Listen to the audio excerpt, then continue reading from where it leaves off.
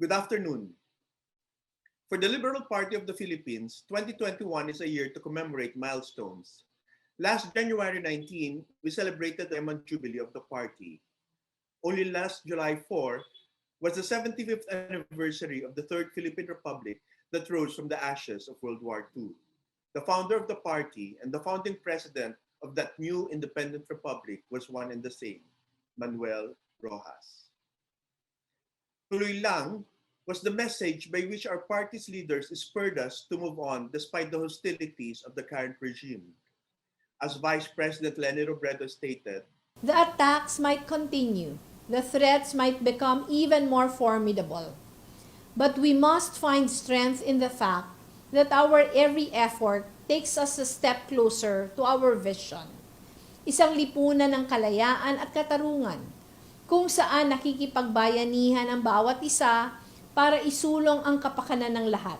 As tuloy lang also means welcome, Senator Kiko Pangilinan underscored LP's trust in becoming truly a people's party through intensified grassroots organization. The party currently has 161 local chapters with about 4,000 registered members.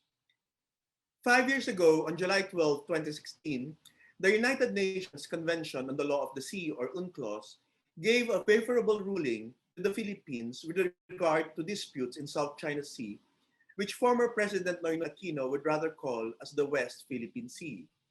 It was Aquino whose administration filed the case at The Hague. The award addressed three main issues. One, the nine-dash line and China's claim based on historic rights. Two, the status of certain maritime features in the South China Sea. And three, the legality of Chinese activities in exclusive economic zones. Not surprisingly, China rejected the ruling, and not surprisingly as well, President Rodrigo Duterte called the country's legal victory as just a piece of paper which he will throw in the waste basket. This is quite a contrast with the courageous and principled stance of liberal leaders with regard to the issue and the ideal of sovereignty in general. Leaders like Joko Widodo of Indonesia and Tsai Ing-wen of Taiwan. Duterte's love and admiration for Xi Jinping is well known, and so is his obsequiousness towards China's strongman. Aquino's Foreign Secretary, Albert Del Rosario, recently bared that top Chinese officials have bragged how they influenced Philippine elections to ensure the victory of their preferred candidate in the 2016 elections. To this, Duterte threatened to pour coffee on Del Rosario's face. Duterte replied with his usual machismo and bravado. Lots of theatrics, but little in terms of substance and leaving no room for any meaningful and intelligent discourse.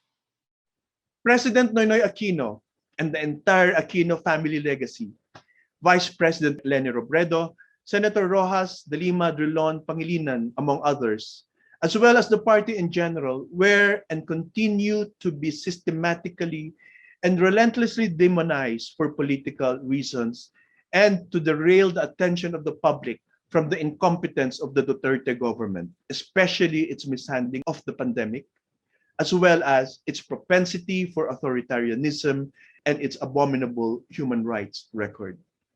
Not since martial law has been being a critic of government posed this degree of personal danger, as evident by the imprisonment of Senator De Lima and the extrajudicial killings of those red-tagged by the army and other government officials. The situation in the country has changed little since last year. The pandemic merely exacerbating 5 years of incompetence, economic mismanagement, corruption, tyranny, treason, intolerance, and a warped sense of what public service, good governance, and political power are all about. In less than a year's time will be our general elections. The Liberal Party is in a position to present the Filipino people with clear alternatives, with concrete platforms for democracy and development. Not for what is just possible, but more importantly, what was actually accomplished from 2010 to 2016. With the recent death of President Noynoy, the Filipino people reminisced on the legacy of a man so humble that he did not trumpet his own administration's many accomplishments. Among these are unprecedented economic growth, integrity and competence in public service, assertion of our sovereignty, especially with regards to the West Philippine Sea, and prestige in the international arena.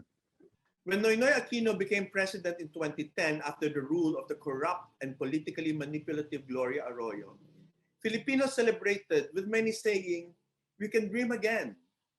In next year's elections, and with the Liberal Party and its allies in politics, civil society, and the grassroots having important roles to play, we have the opportunity to say that after the nightmare, which started in 2016, we can dream once more. Thank you.